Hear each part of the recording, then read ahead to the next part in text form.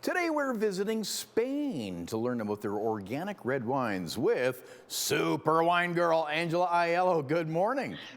Good morning, Bob. How are you? Good to see you. Okay, so there's two grapes from this region. Tell me if I'm screwing up the pronunciation. It's Garnacha and Monastrell.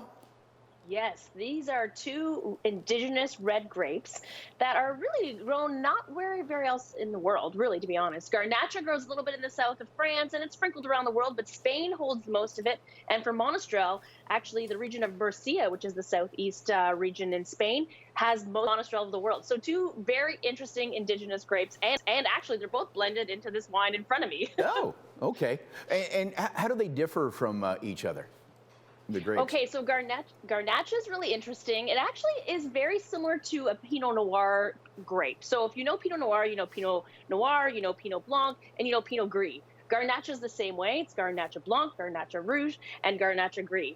And so we have thinner skins, much like a Pinot Noir. It is a softer style wine, low in tannin. There's a sweetness of fruit that comes through as well. And it's an easy to love style. I actually went to Spain and to France to learn about Garnacha in both places for a week-long expedition. Yeah, you have some beautiful photos.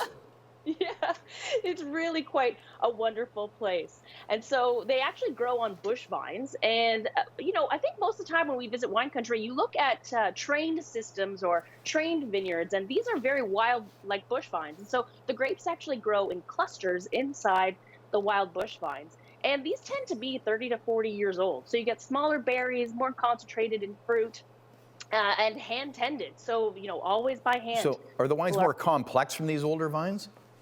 Definitely. So when you get to older vines, you get smaller berries, more complex juice, and you tend to sometimes pay more for them and sometimes not. It's really just about finding a great bottle of wine. This wine's $11. Those descriptions sound like some pretty nice, the blends, sound pretty interesting.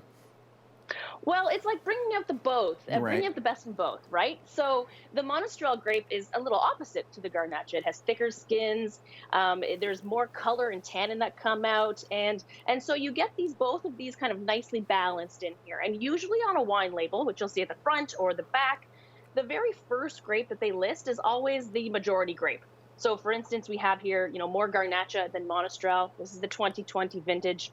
And I also love this back label because it tells you a lot about what's going on in the wine. And I'm finding this a lot with wines in general. And in fact, Spain has the biggest surface area of organic vineyards in the world. And so if you like to sip organic, Spain's the place for you to really go. And this Hornero Vera is very delicious. But this wine has everything on the back that you really would need to know about it. It talks about it being organic, vegan, that it's from a sense of place, from the Murcia region. So very cool. When you were showing those pictures, it kind of reminded me of the Sedona region. I don't know if that's accurate or fair to compare. Were there any similarities? Well, I think that, the nice thing about the Murcia region of Spain is it does have a Mediterranean climate, very rare in its climate.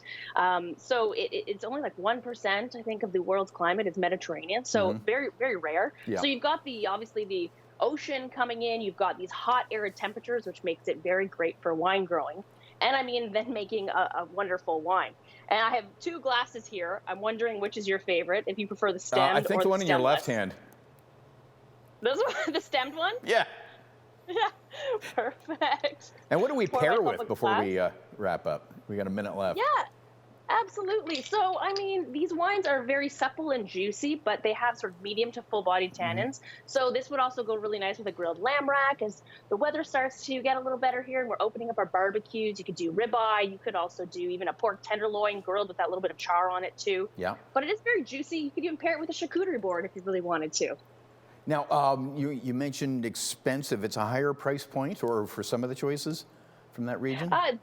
These wines are so affordable. This is probably one of my best value wines that you could have right now at the LCBO. It's $11, and I love it. Yeah, this is great. Yeah. Who doesn't love value?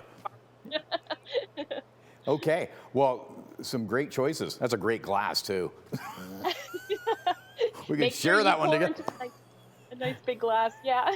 Yeah, well, you got all day to finish that, but thanks for getting up early and joining us on Morning Live. Super wine girl, Angela Aiello. We'll link up your socials at chh.com for more great wine picks.